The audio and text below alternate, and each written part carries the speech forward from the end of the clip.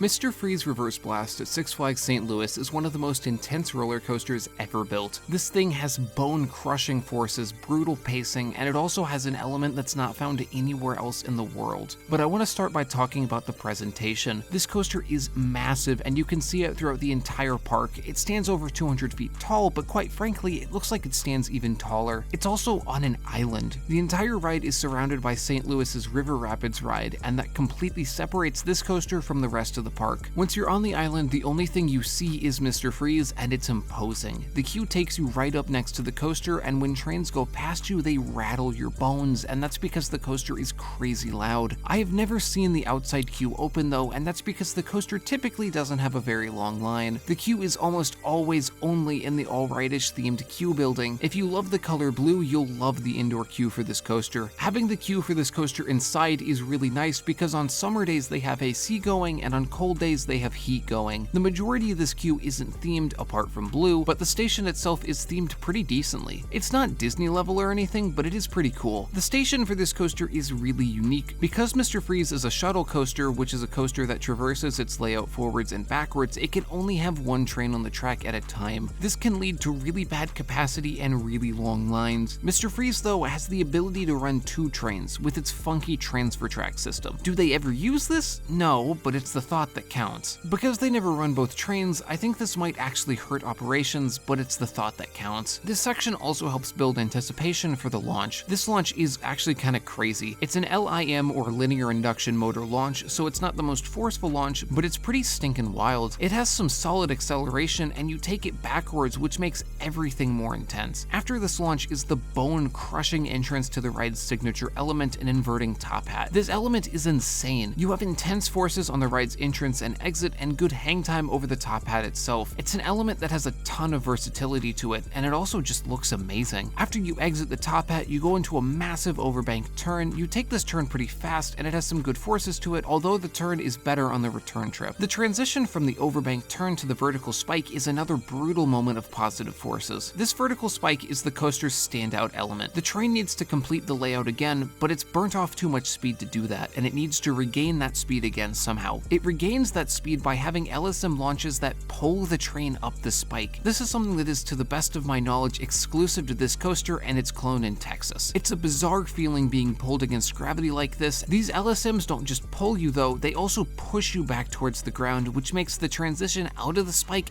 absolutely insane. The overbank turn that follows it is also much more intense on the second pass because you hit it with a ton more speed. The following inverted top hat still delivers the bone-crushing forces going in, but it has substantially more hang time, and the transition out of the top hat is still forceful, and then you hit the brakes. The coaster only lasts around 40 seconds, but it does a ton in that time frame. It delivers more intensity than most coasters twice as long, and most of that intensity comes from the insane positive forces. None of these moments are sustained enough to make you gray out, but they work together to make the ride crazy intense. As soon as you've recovered from one of these intense moments, the ride throws another at you, and that makes the ride experience just bonkers. You also gotta realize that the first time you hit these moments, you're facing backwards, so you have no idea these insane positive forces are coming. The fact that this coaster starts backwards is the reason that the Six Flags St. Louis version is better than the one at Over Texas. On paper, they're the same ride, but because St. Louis's is on an island and starts backwards, I think it's the definitive version of the ride. Speaking of Six Flags Over Texas, they recently added a brand new launch coaster. My review of Aquaman is right there.